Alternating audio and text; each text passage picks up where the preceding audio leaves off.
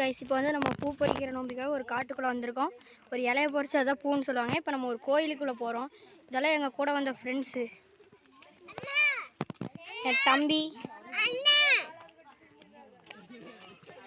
பாருங்க, இது என்னோட தம்பி. ஹாய். இது என்னோட தங்கச்சி.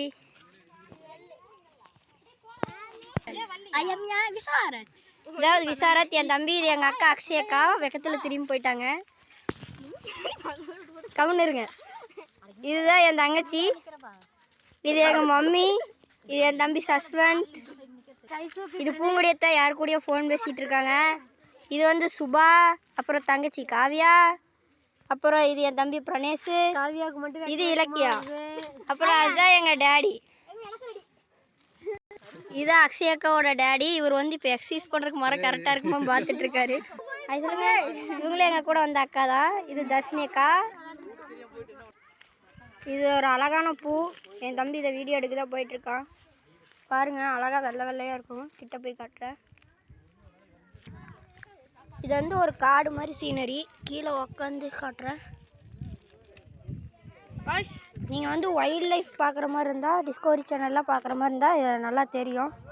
நல்லா பார்த்தீங்கன்னா ஒரு சின்ன காடு மாதிரி தெரியும். இது வந்து ஒரு சின்ன குளம்.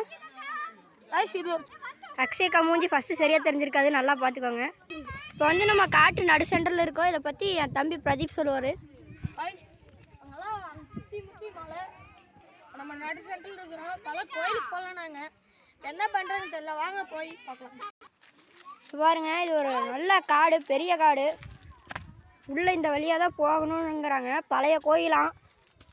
பாட்டன் முப்பாட்டன் காலத்துலலாம் பராமரித்தாங்களாம். இப்போ அதை வந்து பராமரிப்பு இல்லாததால் வழித்தடமெல்லாம் அழிஞ்சிருச்சுன்னு சொல்கிறாங்க. நல்லா பாருங்கள், ரொம்ப ரொம்ப வறண்டு தான் இருக்கும். அங்கே பாருங்கள், அங்கே எங்கேயோ கோயில் இருக்குன்னு சொல்கிறாங்க. வாங்க பார்க்கலாம். இது எவ்வளோ பழைய காடுன்னு இந்த மரத்தை பார்த்தா தெரியும். சுற்றி பாருங்கள் எத்தனை மரம் பட்டு போய் கிடக்குதுன்னு.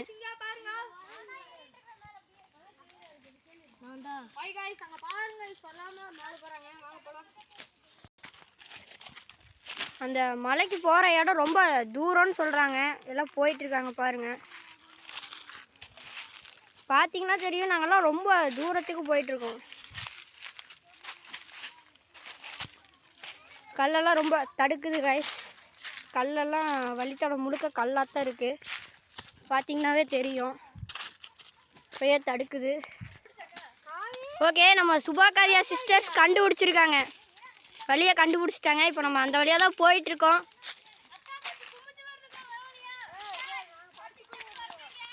பாருங்கள், ரொம்ப முள்ளுச்செடி அது இதுன்னு இருக்குது. குனிஞ்சு போக வேண்டியதாக இருக்குது. ஃபஸ்ட்டு ரொம்ப முள்ளுச்செடியாக இருக்குது. ஃபஸ்ட்டு இப்படி குனிஞ்சு போகணும். அடுத்து பார்த்திங்கன்னா அதை விட ரொம்ப குட்டையாக இருக்கிறனால படுத்துட்டு தான் ஊர்ந்துட்டு போகிற மாதிரி இருக்குன்னு நினைக்கிறேன். ரொம்ப குனிய வேண்டியதாக இருக்குது காய்ஸ். இவங்க தான் வந்து நம்ம ஃப்ரெண்டு காவியா. ஃபஸ்ட்டு இன்ட்ரடியூஸ் பண்ணல. இது வந்து கார்னிகா. இதோ இந்த பெரிய பட்டை மரத்தை பார்த்தாலே தெரியுது எவ்வளோ பெருசாக பழசாக இருக்குன்னு. பாருங்க காய்ஸ், இங்கே ஒரு பட்டை மரம் நல்லா பெரிய எலும்பு கூடு மாதிரி இருக்கும். இருங்க, கிளியராக தெரில, காட்டுறேன்.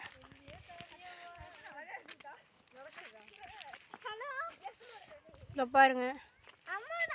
அதே மாதிரி இந்த சைடு பாருங்க. பாருங்க, நம்ம காவியை எதை பற்றி பயப்படாமல் வீர பெண்மணி மாதிரி போயிட்டுருக்காங்க முன்னாடியே எல்லாரையும் விட்டுட்டு. இது என் தம்பி. ஹாய் சொல்ல.